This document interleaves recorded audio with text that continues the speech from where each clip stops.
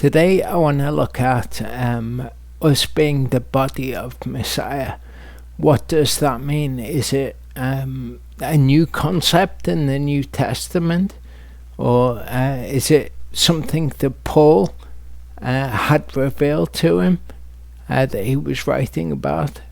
Well, actually it's the idea of us being one man as Israel comes from the Old Testament.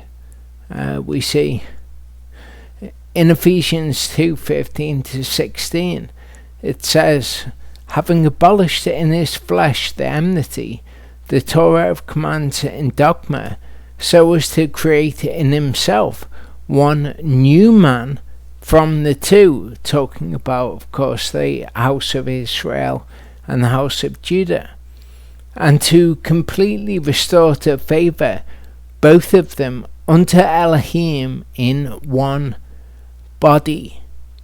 So the idea of being one man is a concept from the Old Testament. We'll look at that first, and then we'll look at the idea of us being a body.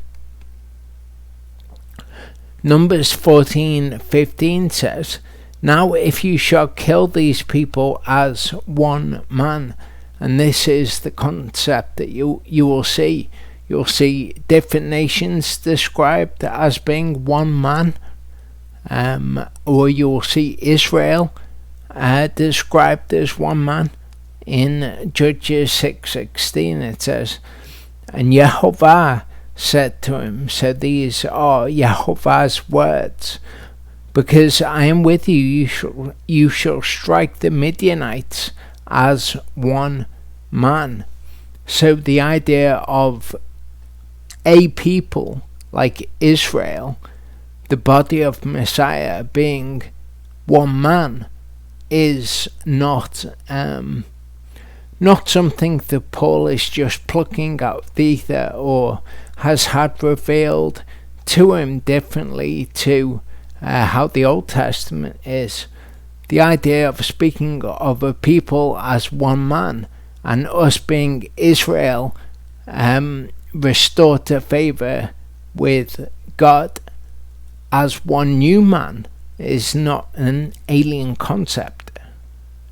Judges 20 verse 1 says, the congregation, talking about Israel here, assembled as one man before Yehovah. Later in Judges 20 it says, all the men of Israel were gathered against the city, knit together as one man. In Ezra 3:1 again, the children of Israel, the people gathered as one man to Jerusalem, and it's also described in the book of Nehemiah.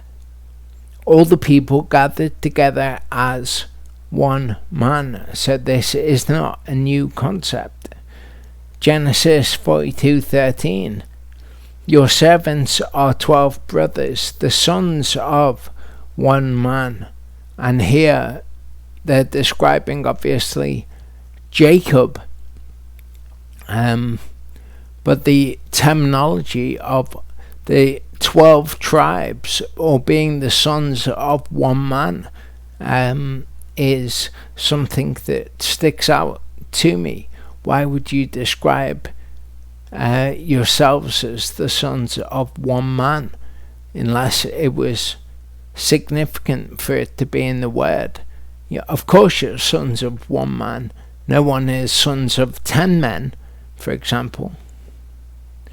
Suppose you could be their brother. They are the offspring of different wives, but I don't think it would be common for them to have different fathers and one mother. I don't think that's what it's alluding to. So Paul says in 1 Corinthians 6:15-16, do you not know that your bodies are members of Messiah, not like members of a club? Think more dismemberment. Your body has members. Shall I then take the members of Messiah and make them members of a whore? Let it not be. Or do you not know that he who is joined to a whore is one body? For he says, the two shall become one flesh. So you might reasonably ask here, do you not know that you're one body? What has that got to do with being one flesh? In Greek, there is a distinction between the body and the flesh. But in Hebrew, if you were to talk of someone's body, you would talk of the flesh, and you can see that. Okay, 1 Corinthians 12:12, we see the word that's used for body is soma, and soma just means your body, your soma. So in Greek, we are able to refer to the body separate to the flesh. You can see in Leviticus 6:10 in the Septuagint, the Greek that is used for body again is soma. In Leviticus 6:10 in the Hebrew, however, the body is basar, and basar is the Hebrew word for flesh. Genesis 2:24, you can see the verse that Paul quoted, they shall become one basar, or I believe it is probably echad basar, but one flesh. And the word here is the same word that is used elsewhere for body. You can see in the Septuagint, the Greek word for flesh is sarch. You can see the word here, sarch, and it means flesh. By implication, it could mean your body, your flesh, but it specifies flesh. So if we look at the verse that we were reading again, your bodies are members of Messiah, a part of his body. Shall I then take the members of Messiah and make them members of a whore? Let it not be.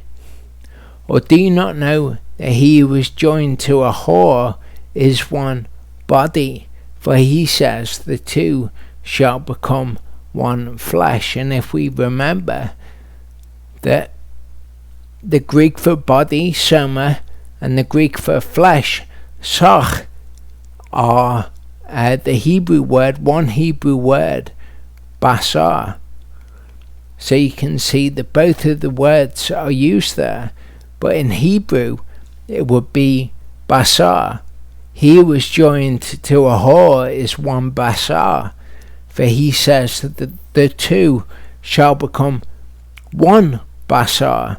In Greek, we can see the specification, so we lose the link that actually it's saying that you are the same thing, you're one body, because you're one flesh. 1 Corinthians 12 says, first the body is one and has many members, but all the members of that one body being many are one body, so also is the Messiah. Us corporately as the body are one. We are Messiah's body, in fact. He is the head and we are his body. And just as our bodies have different parts, so does his body. What one part of our body does can't be done by another part of the body. So we need to recognize what it is that we do in the body and stick to doing that. Verse 13 says, for indeed by one Spirit we were all baptized into one body, whether Yehudim or Greeks. Remember, he's writing to people in Corinth who were Greeks, whether slaves or free, and we were all made to drink into one spirit. For indeed the body is not one member, but many.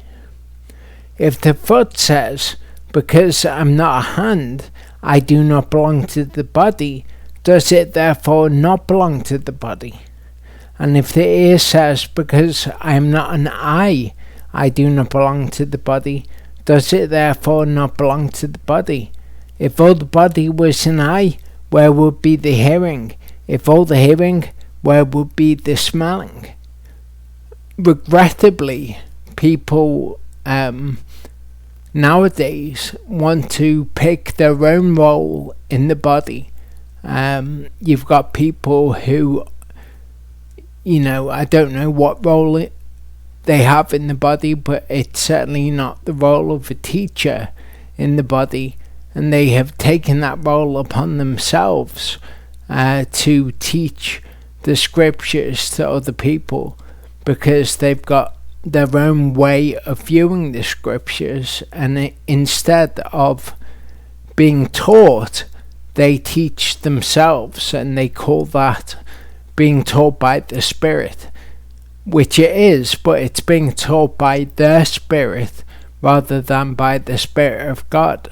We'll see that the Spirit of God works in the body, and one of the roles in the body is that of a teacher. But now Elohim has set members, each one of them in the body, even as he pleased. Regrettably, people want to change that up and have their own idea of how the body should be. And if they all had been one member, where would the body be? And now there are indeed many members, but one body. And an eye is unable to say to the hand, I have no need of you, or again the head to the feet, I have no need of you, but much rather those members of the body which are thought to be weaker are necessary. And to those of the body which we think to be less respected, these we present greater respect, and our unseemly members have greater seemliness. So never look upon anyone else who is part of the body of Messiah, and you might not understand their role, but Elohim understands their role. So never look down on somebody and think that you understand what their role is in the body and think it to be of, less importance. All of the body is necessary for the building up and the growing up into the one man, into the man that is Messiah, his body. He is the head of the body, and the various members are all necessary. Messiah couldn't say, I have no need of my foot, any more than we could. We might not understand exactly what our role is also, but it's not necessary to understand what your role is. All that is necessary is for Elohim to understand. Whereas our seemly members have no need, but Elohim blended together the body, having given greater honour to that member that lacks it, that there should be no division in the body, but that the members should have the same concern one for another. And I'll be doing a video about those sorts of people that we're told to avoid, and those sorts of people are the ones who bring division and who are not called by Elohim to be teachers. yet they go around teaching their own flavor of the scriptures, even though they're not a teacher. Whereas what they need to do is to fulfill the role that Elohim has given them. And very much like Korah, when Korah wanted to present the incense, and it is said to Korah, is it a little thing what Elohim has given you to do? You know, Korah was a Levite, but he wanted to be a priest. He wanted to have that role. And unfortunately, or regrettably would be better, regrettably, there are people in the body who take it upon themselves to decide what they should be doing. It's much better, much more fulfilling, and in service of Elohim's purpose, to just play the role that you are given, even if you don't know what that is. It's not necessary for us to all know what our roles are. Charlie and I are teachers. We know our role, and maybe people think that they should be teachers in our place. But it's always wise to submit to what Elohim says, because of course he knows best. And if one member suffers, all the members suffer with it. Or if one member is esteemed, all the members rejoice with it. That's how it should be. So those members of the body who are doing what we might think in our human minds to be a more lowly position, since we are all one body, when one member is esteemed, all are esteemed. You can't just esteem your hand separate from the rest of your body, or it can't be esteemed. And you are a body of Messiah, members individually. And Elohim has appointed these in the assembly. Firstly, apostles, those who are sent, is what the Greek word means. Apostolao, I think the word is. Secondly, prophets. Thirdly, teachers. After that, miracles, then gifts of healing, helps, ministrations, kinds of tongues. Are all apostles? Are all prophets? Are all teachers? Are all workers of miracles? Or you might ask, can they be appointed by men? Can it be determined by men? Of course, this is rhetorical. All are not prophets. All don't work miracles. Do all have gifts of healings? Do all speak with tongues? Do all interpret? Colossians 1:18 affirms to us that it is Messiah who is the head of the body. I think sometimes people, when they're imagining the body, they imagine that the leaders are the head, but that's not true. I don't know what part of the body you would say the leaders are. Maybe the hand, maybe the feet of the body, who knows what it would equate to. Maybe nothing directly, but Messiah, since it's just a picture for us, but Messiah is the head. Leaders are just a part of the body. Pastors and teachers are given for a specific reason that we'll see. Romans 12:3-8 says, "For I say, through the favour or grace which has been given to me, to everyone who is among you, not to think of himself more highly than he should think, but to think soberly, as Elohim has given to each a measure of belief or faith. For as we have many members in one body, but all members do not have the same function, so we, the many, are one body in Messiah, members each one of one another. Now, having different gifts according to the favour of grace which was given to us, let us use them accordingly.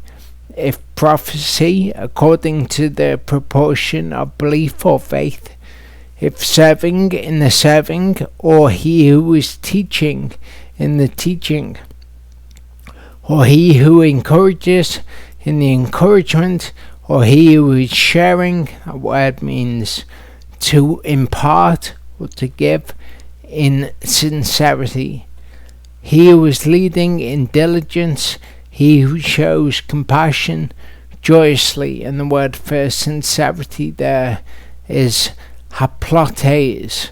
The O is the shorter O. There is a long and a shorter O in Greek. The E is an eta, which makes it the fonzy sound. So it's haplotes. There's the word. You can kind of see what it's talking about there. Let him who gives not do it in a self-seeking manner to kind of make themselves out to be more than they are, but rather let them give in sincerity to the person who needs, because we are a body and all members of one another. So when one part of the body lacks, it is right for the other parts to provide for the need of the part that lacks. 1 Timothy 1:5-7 says, "Now the goal of this command is love from a clean heart, having a good conscience and a sincere belief."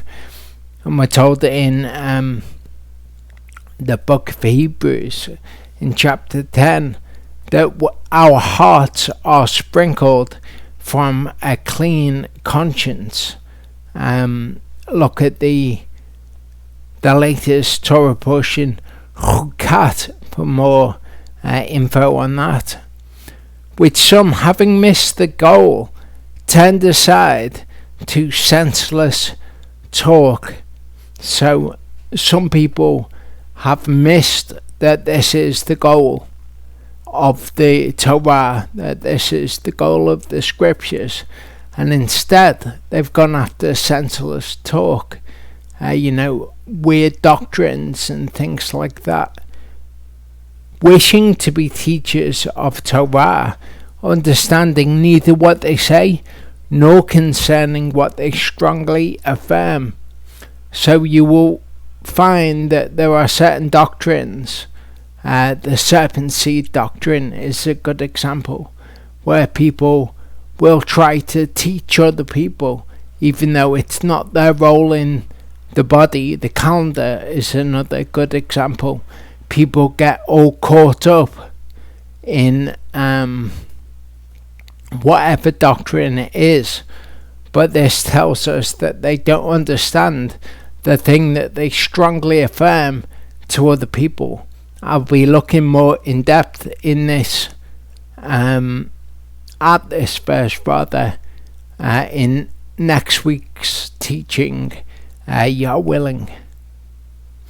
Ephesians 4:11-16 tells us, "And he himself gave some as apostles, and some as prophets, and some as evangelists, and some as shepherds and teachers, for the perfecting of the set apart or holy ones, to the work of service, to a building up of the body of Messiah, until we all come to the unity of the belief and of the knowledge of the Son of Elohim, to a perfect man, to the measure of the stature of the completeness of Messiah."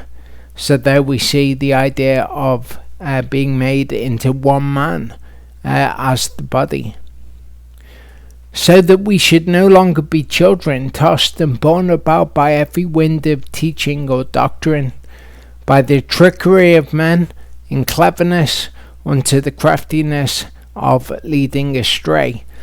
So that's why we have shepherds and teachers among the other roles that were mentioned there, so that people aren't led astray by every flight of fancy, every wind of doctrine.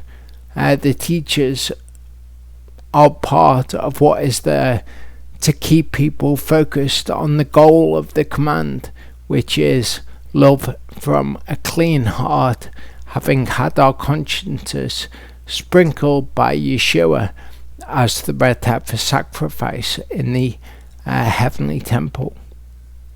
But maintaining the truth in love, we grow up in all respects into Him who is the head, Messiah, from whom the entire body, joined and knit together by what every joint supplies every part of the body, according to the working by which each part does its share, causes the growth of the body for the building up of itself in love. But we read in 2 Timothy 4:1-4, in the sight of Elohim and the Master Yeshua, who shall judge the living and the dead at his appearing and at his kingdom, I earnestly charge you, proclaim the word, be urgent in season, out of season, convict, warn, appeal, with all patience and teaching. For there shall be a time when they shall not endure or bear sound teaching, but according to their own desires they shall heap up for themselves teachers tickling the ear, and they shall indeed turn their ears away from the truth and be turned aside into myths.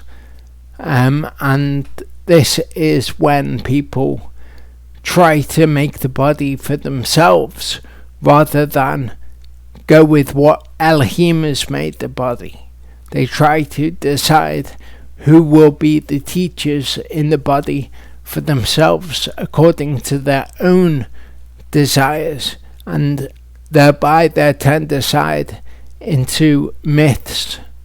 Remember that the letters to Timothy are Paul's advice to Timothy as a pastor. He's writing to him about how to govern or oversee his church.